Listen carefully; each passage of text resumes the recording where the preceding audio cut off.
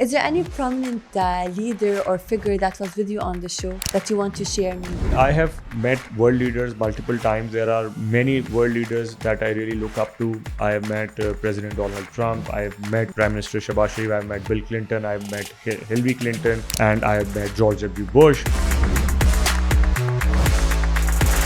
Whenever I try to meet these people to see what made them so special to run this country. How was your experience when you met these people? They're not always any amazing. people. Yeah, of course. It's always amazing. And the only thing that I want to meet with them was to see how things work around them. Okay. How they take care of themselves. How do they prepare for speeches, or how do they interact with the audience? Wow. If any journalist pops up right there and then, how they are going to answer that journalist because they are not sure about what they are going to ask. Let's talk more about MAXUM. If you want to define the company, how will you define it? Talking about MAXUM, MAXUM was created out of impatience. I realized this, that I needed a platform where some of the stories should be discussed and some stories that needed global attention or recognition.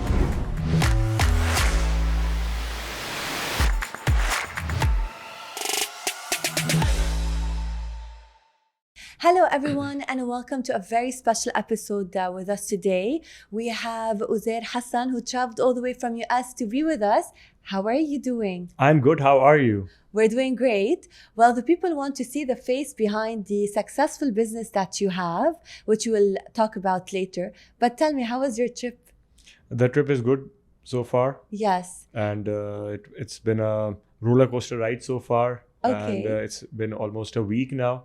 When actually we decided to do this podcast. Yes, and we're very, very happy that you're here. So basically you are based in Houston, for those that don't know. So you flew all the way from US to come on the GN Talks podcast.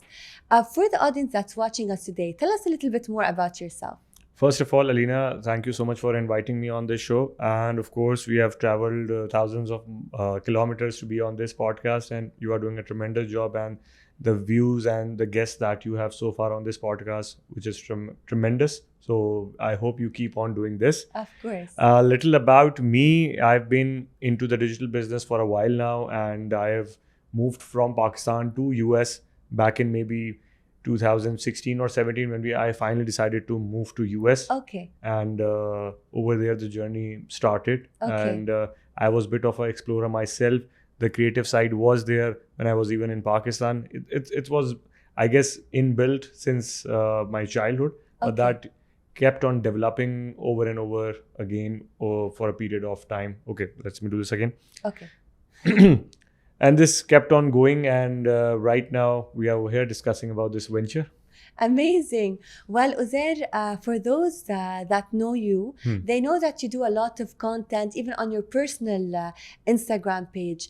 Did that begin before you opened MAXUM company, or was that afterwards? The quantity, I guess, increased when I started this venture, because I realized the importance of creating content, and for every niche that we are discussing right now, everyone needs content. And to promote a business right now, to be a politician, to be in the advertising field or any field that you name it, requires some kind of content creation. It's not only about, previously this was considered to be the work for only TikTokers or the people who do daily vloggings. Yeah. But right now we see even in real estate, there are so many realtors over here in UAE as well. They are famous for the kind of content they create. Some of them I follow as well. They come up with these creative ideas. So you see, this has evolved over time. But we also see you as a prominent figure on social media. You do have a following. You do have people that follow you. We also see multiple people also interview you. So you're also a well-known face, not only having a successful business that is based in US. Let's talk more about MAXUM. If you want to define the company, how will you define it? Talking about MAXUM, MAXUM was created out of impatience, and I realized this, that I needed a platform where some of the stories should be discussed and some stories that needed global attention or recognition. So I came up with this idea. I went to certain platforms where there was different guidelines. So I decided I should have something where I am responsible to approve stories, and I should be the one who is not working under someone, and Okay. I don't need any kind of dictation and any kind of alterations in terms of bringing out the stories. So that's how it was created. Okay, Yeah. so basically you have the entrepreneurial side of you ever since then. Yes, absolutely. Because now you mentioned that I could see clearly that you like to take the lead, especially that you started your own business. Now, how do you envision Maxim evolving? And would you ever consider having a base here in the UAE? Absolutely. And if you are going to take the lead, we can start right now as well, because I see some of the things that I see in myself, how to, evolve a certain brand, and how you have started from scratch. And right now you have a certain following. Talking about Maxim, my main mission was to create an image. And basically, you see, the idea was to have something that is unforgettable, even if Okay. you're working for a brand or even if you're working for an individual. Make sure that the brand remains unforgettable, and this should be remembered. You often see some of the ad campaigns Of that course. stays with you throughout the years. Yes. Some of the advertisement that you see in your childhood and you still remember. Yeah. Some of the songs that are played often when Yes. you hear that tune, Yeah. you actually remember the advertisement associated to that song. Yes. So that was the main idea, to create an impactful brand image. There are multiple media companies and social media outlets who are working like this, and of course they are doing amazing job. But my main reason to establish this was to create something that can be remembered. It should not be like having 10, 20 clients or 30 clients in a row, Okay. but having fewer clients, but the ones that can make you stand out. Like, they are going to tell about you to other people if they are satisfied with your services. Ah, very nice. And quality over quantity. Absolutely. And this is the thing where we see most businesses, they care about the quantity more than the quality. Yeah. But I can see that in your case, it's much better because this way you are tailoring solutions tailored to the clients, which know will give you a very positive word of mouth, which you clearly, obviously have. Can you tell us more about Nexus? Okay. And it is also an initiative by Maxim. Yeah. So share with us more on this to our audience that's watching us today. Alina, this is one of my favorite initiatives so far, and I started this to end this gap between content creators and policy makers, which I see was very much needed at this time. So far, we have done this event in 3 different governor houses in Pakistan, and we are definitely looking forward to extend this to other countries as well. In this particular season of Nexus by Maxim, we have the guest speaker, governor himself, where he talks about his policies, his political party, and how is he helping the current scenarios that are going on, or supporting the current scenarios. But on the other hand, I really wanted the policymakers to connect with the storytellers for tomorrow, because these are the people who are going to shape up the narratives. And across the globe, what we have seen, these influencers play a very vital role in bringing tourism or bringing investments to the country as well. So when they are connected, if they don't have any medium in between, they don't have bureaucracy, or they don't have a list of individuals between them, so the conversation is more unfiltered and you can say your heart out as well. Ah, nice. Yeah. So that's how it started, and the content creators get an appreciation from the government as well. So they feel honored to be part of that. So our team shortlists those influencers which are creating impact or creating positive content. So they are recognized as well, and they are directly in contact with the governor himself. Amazing. Well, Yeah. you're bringing a lot of valuable content to the society. I want to ask you a question. Do you see sometimes that there are a lot of content creators that sometimes do not create valuable content, but it goes viral? What are your thoughts on this? Alina, well, this is somehow the current norm of the society, where some of the videos which makes no sense get millions of views, and Yeah. we see they are keep coming on our screens as well, and this somehow disturbs our algorithm too. Though algorithms are, if you are keep watching some of the same kind of videos, they are going to keep on appearing on your feeds as well. But again, somehow they are getting followers as well. And for every content, I often tell to the content creators, for everything that you make, you have an audience for that. But the value that you are getting out of it, it depends on that completely. If your content is creating some kind of impact in the society, definitely you should go for it. If it's for entertainment purpose, so for the people who are watching that content, should also take it as an entertainment purpose as well. It should not be they start doing the same thing because they see if someone is getting viral, they can also get viral. They may not. Yes. You should not imitate everyone or everything that gets viral so easily. What was the turning point for you on social media? When did you start to realize that, oh, there are people that are actually following you as Uzair? They want to know more about the news. Let's say, when was it? Which year was it where you started to evolve? Well, talking about the changing or the turning point that I faced, I usually receive some of the messages. At that time, I used to receive messages on my Facebook inbox and private profile or the page. That were two of the main things that were, platforms where we uploaded the content. So we start receiving, we as in now, I usually call it a team. But at that time, I used to get those messages on my DMs, which is now the new term, in which people used to ask about how to get this done or how to be like you, things like this. And I was a student myself, so I looked at myself. I said, what different thing that I was doing was, creating an impact. So I realized people of my age, women or men of my age, or you can say simply students of my age, they were very naive at that time, or they used to post any silly statuses. Even now, I used to post that as well. When you go back in timeline, you start deleting those statuses, those pictures as well, because that was out of, it's about your age as well. But I tried to keep myself mature enough at that time too, to check whatever I post, because I believe whatever you post, the people who have not met you, they are going to judge your personality according 100%. to things you do and how you portray yourself. 100%. So you're a millennial.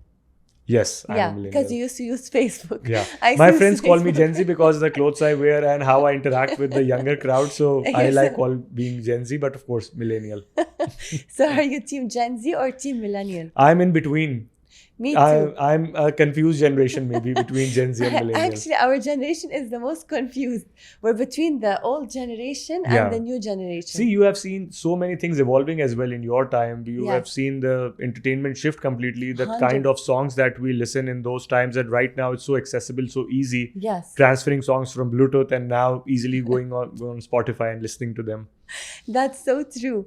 Now let's jump into, you're also a host and you also have your own podcast. Tell us more about it. It's called The Sapiens Experience. And you also get influential guests that have a lot of meaningful conversations with. So share with us your experience about this particular podcast. Well, this is one of my favorite initiatives as well, compared to the Nexus by Maxum. This is one of the initiatives that I really look up to. As you have mentioned about having impactful guests on my podcast, this was one of the most difficult tasks. When I started this podcast, many of my friends who are close circle friends, they wanted to do this podcast as well. And I was like, okay, you can do this podcast. Just make sure you have 10 guests lined up already. Just think of the guests. Let me know who you think is suitable to be on your podcast and having those meaningful conversation. Okay. And after seeing this as a tedious job or a tiring work, they backed off. Many of them backed off because it looks very fancy that you are over here dressed up nice, looking good, having a guest, having conversation. But you know exactly how much effort you have to put to on-air this podcast. And I have had guests on my podcast who are governors. I have prime ministers, former prime ministers on my podcast as well. So it took time. It took me 2 years to be on that level, to have those on my podcast. And right now we have a huge lineup of guests who wants to be on our podcast, but we cannot accommodate everyone because we have to maintain that credibility for more individuals to be on that. If we are going to sabotage that, so it's going to be like every other podcast that is happening around. Of course. So you handpick the guests on the show. And I discuss it with my team as well. Sometimes I leave it on my team if I'm confused enough, because there are many individuals out there who wants to share their story. But if that story is not creating an impact, or if a person is dubious, or I don't know, or someone don't know the means of his income, so it's very difficult to portray someone on our podcast, because the following that we have, are going to follow, or they are going to do what he is or she is asking them to do. Of course. So we have to be extra careful. The kind of environment that we are in, we need to be careful if someone is not scamming or if someone is not coming up with some fake initiative or a fake company. So it's a lot of work right now when you have international guests on your podcast. Of course. Let's talk about the challenges and let's talk about the passion. So basically your friends maybe had the passion, but they were not consistent. Yeah. So what kept you consistent even when the challenges were there? How did you overcome them? With this podcast, I have met many individuals globally. This was one of the point that keeps me going right now. Because of this podcast, I have met some of the individuals. I guess I would have not met them without this podcast. And the word that spread out and the reels that get viral, and we often receive some DMs from some of the countries that I have not even heard of, the names of those countries. So this was one of the reasons that kept me going, and it helped me to increase the quantity of my podcast that I'm doing. Still, I try to do my best. People are like, okay, you should be releasing 2 podcasts or 3 podcasts a week. I'm not a full-time podcaster, so I need to take time out from my schedule to be somewhere, because I travel because of my podcast as well. I don't do that in a particular city. I do this in Pakistan, I do this in Dubai, I do this in UK, or you name it. So it's difficult to have that entire setup to travel with you. Okay, so basically you don't have one place where you're headquartered. So you can travel frequently. So whoever's watching us today, if you want to have a podcast session with Uzair, to connect with you directly, how can they reach you? Maxum, through Maxum or through your direct? Maxum Digital is one of our platforms which is monitored frequently. My DMs, because I receive hundreds of DMs, so it usually the request goes down. But if you keep on messaging, so it might pop up and I might see it. But for sure, Maxum is one of the platform, and of course, email is of course one of the best option to reach out as well, because that is done professionally. If you are admiring, of course, I love admiration. So if you are admiring or complimenting any of the things, you can of course do that on the platforms where these things are uploaded. You can do that over there too. Of course. Yeah.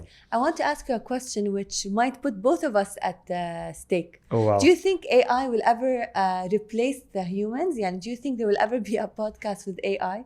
Only AI? Well, this is actually happening as well. I've seen some of the dead people sitting on the podcast, like some of the world leaders and some of the world best musicians are on podcasts as well. But that is for entertainment purposes only. I guess a person who has knowledge or who can foresee future, AI cannot replace that person, what I believe. And currently, the basic jobs are being replaced by AI. If you are good at organizing, managing, or giving good prompts, still you need to be the brain behind AI. So try to be that brain. Of course. So AI, you can not beat the human touch. Yeah. At the end of the day, they will know it's AI. Absolutely. And they will know that it's... Though the quality is improving every day of AI, it's so difficult to identify even some of the images like Gemini 3. They create such realistic images that it's very difficult to identify whether it's real or AI. Yeah, even now we're seeing it on social media. There's a lot of things that went viral, like this lady with a dolphin that ate her. People believe that my mom used to send me the videos initially, whether it's real or AI, because whenever she sends me a news, I said, okay, it's AI. And right now I am confused when I see those videos because they are so crisp. It's so difficult to identify them. But no one can take over Uzair's personal touch. Yeah. Let's talk about how do you see the media evolving, and especially with the cross-border collaboration that's taking place. You have the Sapien podcast, you have Maxim, you have...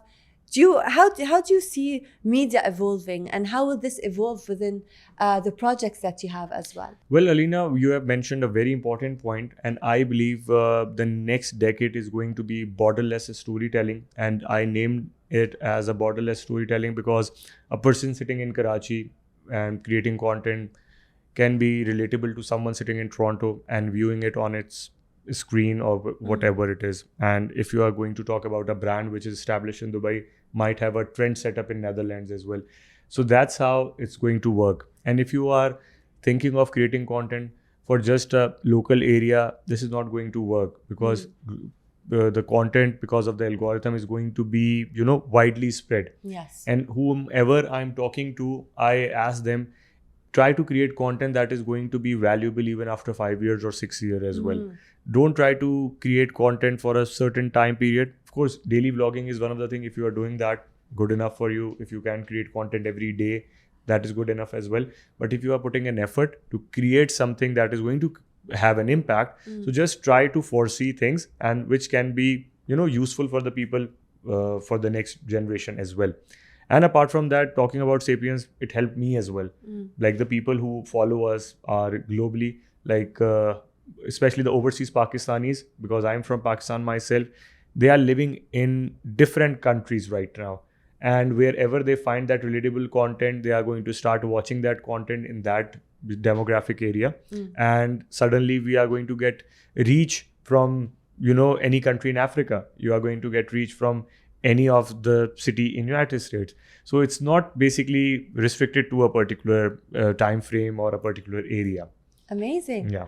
Very multi-talented, and I'm sure that today the audience that's watching us today will definitely benefit something from all of the experiences that you have shared. Is there any prominent leader or figure that was with you on the show that you want to share maybe? Well, I have met world leaders multiple times. There are many world leaders that I really look up to. I have met President Donald Trump. I have met Prime Minister Shahbaz Sharif. I have met Bill Clinton. I have met Hillary Clinton. And I have met George W. Bush. Wow. So whenever I try to meet these people to see what made them so special to run this country or any country. How was your experience when you met these people? They're always not any amazing. People. Yeah, of course. It's always amazing. And the only thing that I want to meet with them was to see how things work around them. Okay. How they, take care of themselves. How do they prepare for speeches, or how do they interact with the audience? Wow. If any journalist pops up right there and then, how they are going to answer that journalist because they are not sure about what they are going to ask. So that's what I really look up to. And that's why I really look forward for different shows that are happening around the globe where world leaders come. Currently, I did a conversation with the Prime Minister of Pakistan as well. A very hardworking guy, wakes up at 7 a.m. Like he's continuously on the go. He's traveling to different countries. So having that energy, I feel like that I am old because he's of a good age, but he works out as well. He swims, he goes out, he welcomes the world leaders as well. Amazing. So this is something that keeps me going, and I really like to meet these people. Amazing. I'm sure now whoever is watching us is asking, how did you get the access to meet all these people? Of course, you need to have that networking. Again, networking is very important these days. The people who know you, they are going to reach out to you as well. And if you are going to have similar interests, you have to find people with similar interest as well. Like I have some overseas Pakistanis, and I have some people who are working in the Republican Party, if you are talking about US, or I have people who are working for a certain political party in Pakistan too. So when you get connected, you exchange ideas, and when they hear your vision, they really wanted you to meet them. Amazing. And when you are a person of a certain stature, or when you are going to add value to any of the thing, of course that is going to work. How was Donald Trump when you met him? When did you meet him? When he was president or after? I met him just before the elections. I met him 3 to 4 times maybe on different events. Oh, how is he on a personal level? He is very good. He is very good at marketing. He is very good with compliments. If you are going to be with him, standing next to him, he's going to compliment about maybe your hair. He's going to compliment about the dress you wear. So it feels very overwhelming when a president or a personality like this compliments you. I still remember he complimented me about my shoes. And when I met him the second time, they meet hundreds of people every day. He said, okay, the man with the good shoes. And I was shocked. I actually forgot what I have to say. I was like, how he remembers that. Actually, shoes is the best accessory or thing that a man can wear. And of course, when you dress good, when you are good in conversation, that is remembered. That is remembered if you are going to have that impact. That counts as well. Yeah. And did you learn anything from these, from meeting them? Is there anything that you learned from them that helped you in your personal journey? I try to stay calm basically, which is very difficult for me because there are multiple things happening in my mind. There are different ideas that are coming up. So because while talking to them or interacting with them, usually that interaction lasts for 3 to 4 minutes, sometimes 5 minutes as well. I've been in a kind of roundtable conference with Mr. Donald Trump as well, right before elections. So I usually see how they interact with the people.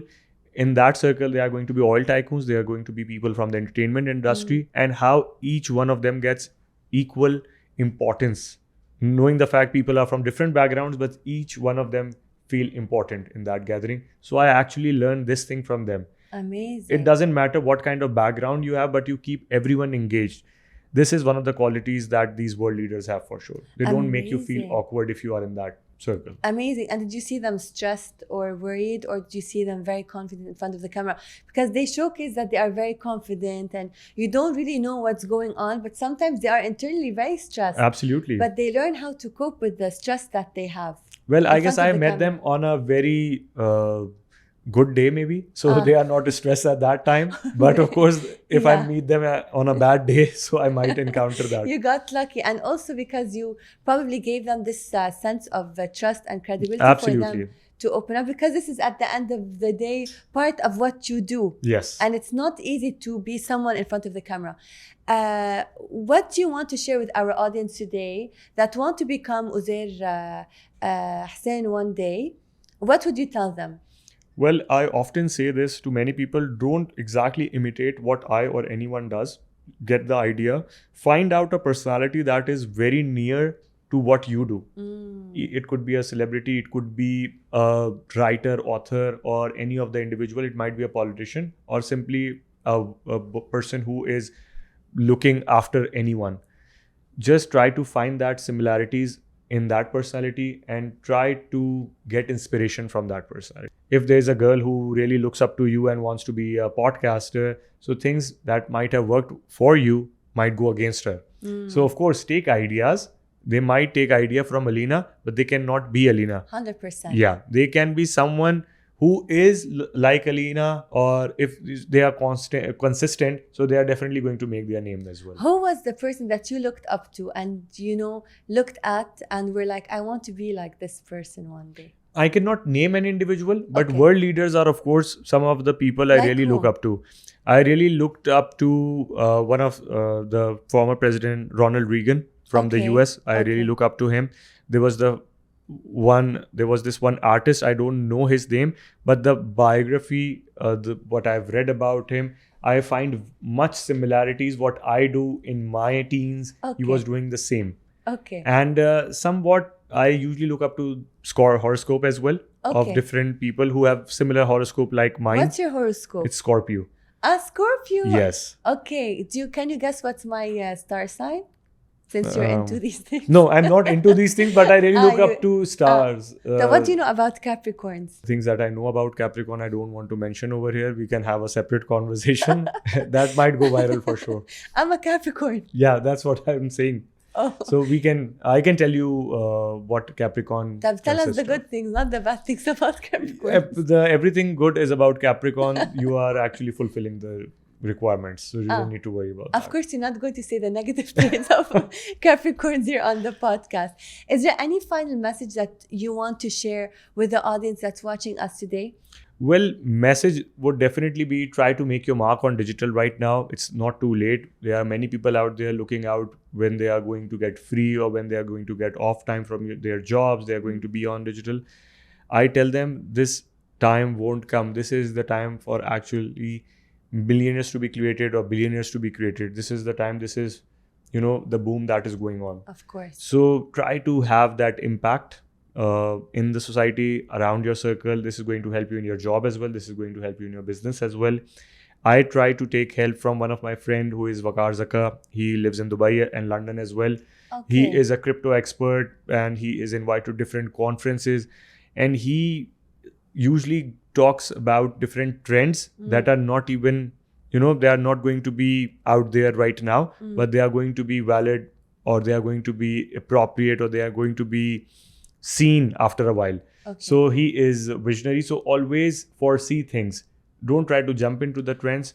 Wait, take your time, but whatever you do, try to create an impact in that particular field. I love that, and I'm sure that they will benefit a lot, especially the young entrepreneurs.